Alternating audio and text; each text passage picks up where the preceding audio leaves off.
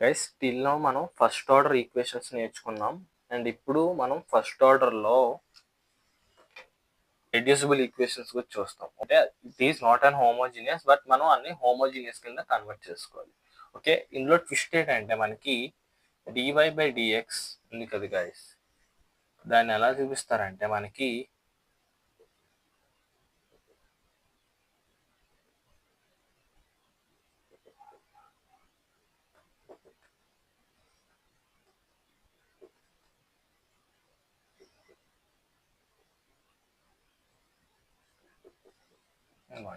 ఈ ఒరిజినల్కి ఇవేంటి, ఈ రెండు మనకి స్ట్రైట్ లైన్స్. ఓకేనా, ఇవేంటి మనకి స్ట్రైట్ లైన్స్, అంతే కదా గైస్. అంటే dy/dx అనేది ఎలా చూపిస్తారంటే f(x, y) కిందనే చూపిస్తారు. బట్ ఇక్కడ f(x, y) అనేది ఏంటి మనకి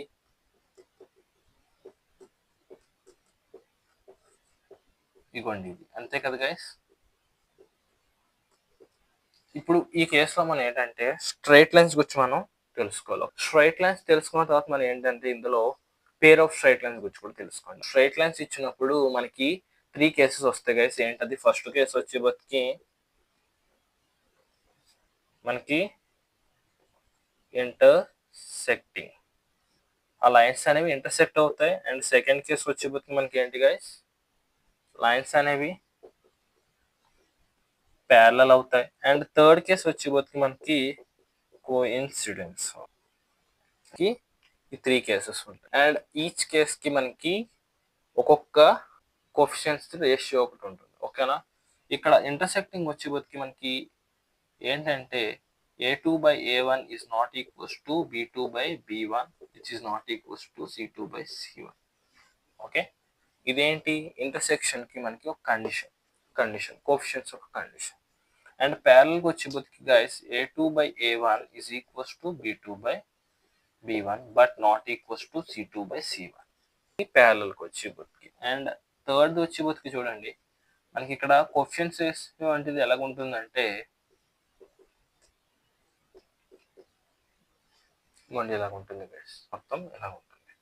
అండ్ సార్ నాకు ఇప్పుడు ఇవన్నీ ఎందుకు చెప్తున్నానంటే గైస్, మనం ఇది గ్యారంటీగా తెలుసుకోవాలి. ఎందుకంటే ఇక్కడ మనం దీన్ని బట్టే మనం సాల్వ్ చేస్తాం. అంటే మనకి ఈ మెథడ్స్ కింద ఉంటుంది. డిపెండింగ్ అపాన్ మనకి లైన్స్ అవుతుందో పేర్ ఆఫ్ స్ట్రైట్ లైన్స్ అనేది మనం దాన్ని బట్టి సాల్వ్ చేసుకోవాలి.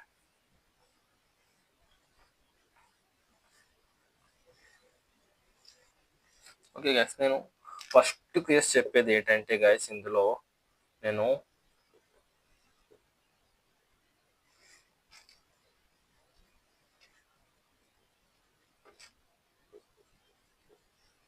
ప్యారలల్ చెప్తాను. Okay, parallel. ఓకే, ఇప్పుడు నాకు ప్యారలల్లో కండిషన్ ఏంటి గైస్, చూడండి బాగా, a2/a1 is equals to b2/b1.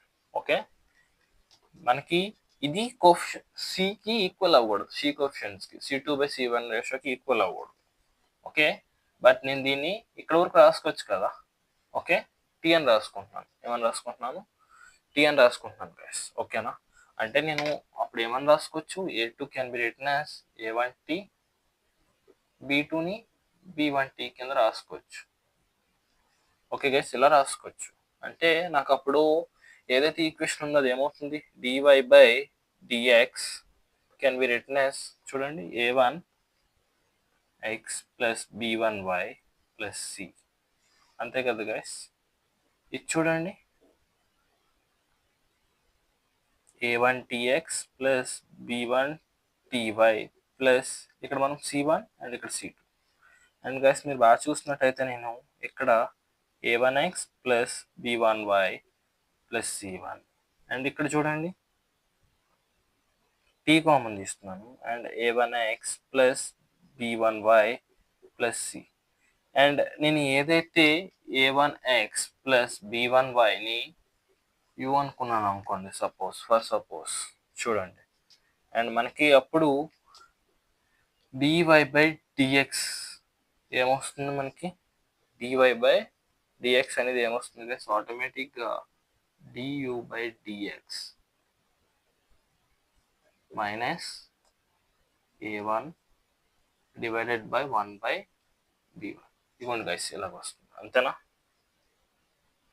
సిమిలర్గా నేను అదే చేస్తే ఇక్కడ మనకి ఏమొస్తుంది, du by dx minus a into 1 by b1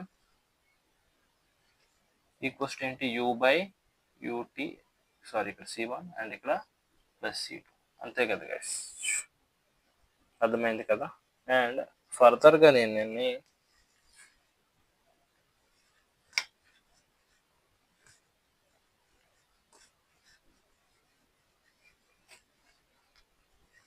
variable separable method కింద మనం తెచ్చుకోవాలి దీన్ని.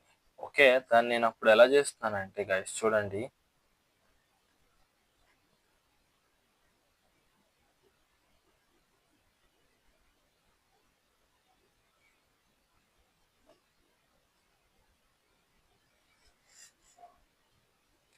ఇక్కడ ఏ అనేది a1 గుర్తుంచుకోవాలి. ఓకే గైస్, చూసారా ఇప్పుడు ఇది ఏదైతే ఉందో నాకు ఇది మొత్తం ఎలాగుంది, వేరియబుల్ సెపరబుల్ మెథడ్ కింద మార్చుకోవచ్చు. ఇది ఎందుకు, ఇది మొత్తం యూలో ఉంది కదా, మనం దీన్ని నేను రాసుకుంటే వేరియబుల్ సెపరబుల్ మెథడ్ కింద రాసుకోవచ్చు. ఇప్పుడు నెక్స్ట్ వచ్చేబోతుకి ఏంటి గైస్, కోఇన్సిడెన్స్. మనకి ఇది చాలా సింపుల్, ఎందుకు, రేషియోస్ అన్నీ ఈక్వల్గా వస్తాయి. ఓకేనా, రేషియోస్ అన్నీ ఈక్వల్గా వస్తాయి మనకి, ఇంకేముంది, ఇంకా డైరెక్ట్ చేసేయచ్చు,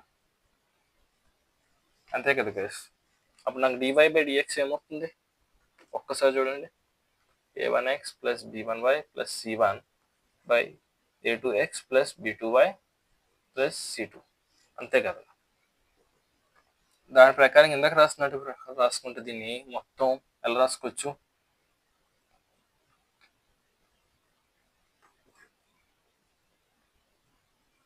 దీన్ని t కామన్ తీస్తాను గైస్ ఇక్కడ,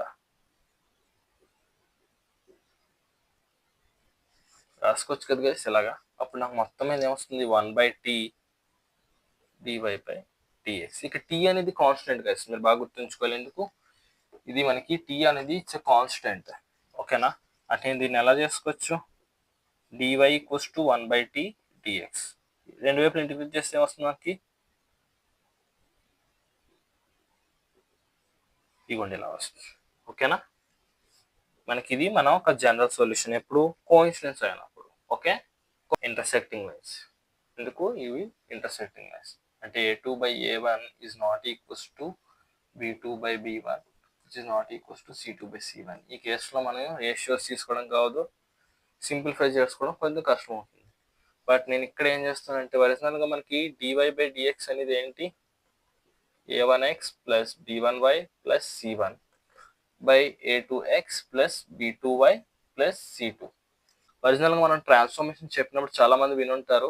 ఓకే, మనందరికీ ట్రాన్స్ఫర్మేషన్ తెలుసు కదా. ట్రాన్స్ఫర్మేషన్ అంటే ఏమీ లేదు, ఇప్పుడు నేను XYకి ఆరిజిన్ ఎక్కడుంది, ఆ ఆరిజిన్ని షిఫ్ట్ చేశాను అనుకోండి, దాన్నే ట్రాన్స్ఫర్మేషన్స్ అంటారు. ఎక్స్ అనేది నేను షిఫ్ట్ చేస్తున్నప్పుడు ఏమొస్తుందంటే చూడండి, క్యాపిటల్ ఎక్స్ ప్లస్ హెచ్ అవుతుంది. క్యాపిటల్ ఎక్స్ అనేది ఏంటి, మనకి న్యూ ఎక్స్, హెచ్ అనేది ఏంటి, ఇక్కడ షిఫ్ట్ చేసినాం, y ఈక్వల్స్ ఏంటి, capital Y plus K. Okay, it is our transformation. Okay guys, ఇది మన యొక్క ట్రాన్స్ఫర్మేషన్. ఎక్స్కి ఇది కదా, డిఎక్స్కి ఏమొస్తుంది మనకి, డి ఆఫ్ క్యాపిటల్ ఎక్స్ వస్తుంది. సిమిలర్గా డివైకి డి ఆఫ్ క్యాపిటల్ వై అవుతుంది. ఓకేనా, డివై బై డిఎక్స్ అనేది మనం D of capital Y by D of capital X అని రాసుకోవచ్చు. అండ్ నెక్స్ట్ ఇప్పుడు మనం సబ్స్టిట్యూట్ చేసాం అనుకోండి, నాకు a1 capital X plus b1 capital Y plus a1h plus b1k plus c1 by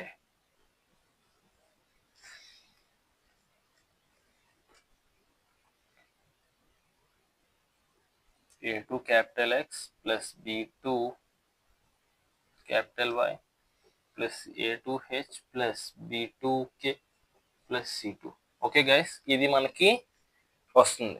మనం దీన్ని ఎలా తీసుకోవాలంటే హెచ్ కమ కేని, సో దట్ మనకి చూసారా ఈ టర్మ్స్ అనేవి జీరో అవ్వాలి. ఓకేనా, ఎందుకు అలా అవ్వాలన్నప్పుడు ఈ టూ టర్మ్స్ మనకి ఇక్కడ ఒక టర్మ్ ఇక్కడ ఒక టర్మ్ చూసారా, జీరో అయితేనే కదా మనకి ఫంక్షన్ అనేది ఏమవుతుంది, ఎక్స్ అండ్ వైలో ఉంటుంది. హోమోజీనియస్ గుర్తుంది కదా, మనం చేసాము హోమోజీనియస్, సేమ్ అలాగా. అంటే అప్పుడు నాకు ఏమవ్వాలి, హెచ్ కమ కే మనం ఎలా తీసుకోవాలంటే, సో దట్ కొన్ని ఇలా తీసుకోవాలి,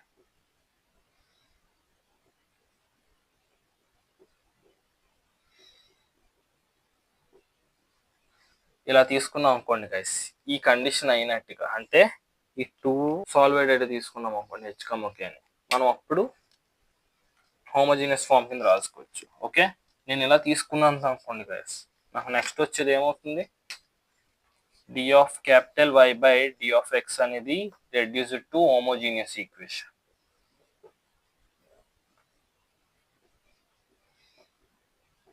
మాకు అందరికి ఇక్కడ గుర్తుంటుంది, హోమోజీనియస్ అయినప్పుడు ఎలా తీసుకుంటాం, y by X equals to v తీసుకుంటాం అండ్ ఫర్దర్గా మొత్తం సాల్వ్ చేస్తాం, అంతేనా.